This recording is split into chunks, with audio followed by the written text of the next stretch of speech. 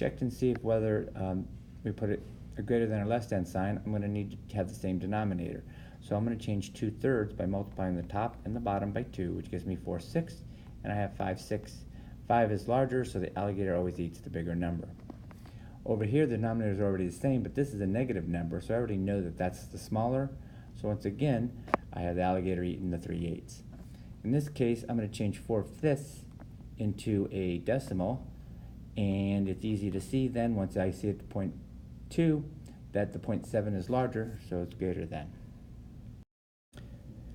Adding or subtracting is simply looking and see if the denominator is the same, and they are in this case, so the denominator stays 5, and we add the two numbers. In this case, we're subtracting, denominator is also the same, so it stays the same, and we subtract 7 and 1, and we get 6.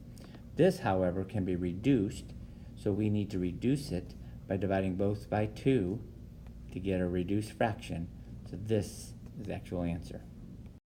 To do fractions that have unlike denominators, I need to change the denominator. So I'm going to change it to 6 on both of them. And I'm going to have to multiply this by 3, and I'm going to have to multiply this by 2. Now once I have the denominators the same, I can add the 3 and the 4 and get 7/6. Same with over here, we have to change our denominators. I'm going to change the denominator to 24.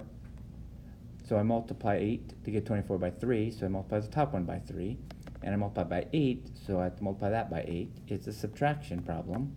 And so now when I subtract 9 and 8, I get 1. The denominator stays the same, and our fraction is already reduced. In this particular problem, we don't need to use a number line. All you need to do is press that in your calculator. But we have a positive and a negative, and a positive and negative means we need to subtract the numbers. So when we subtract, we get a 1.5. The 3.5 is larger, and it's negative, so the answer is negative. In this particular problem, we'll need to change the denominators. So 7/16, this will become a negative 6/16 because we have to multiply both the top and the bottom by 2.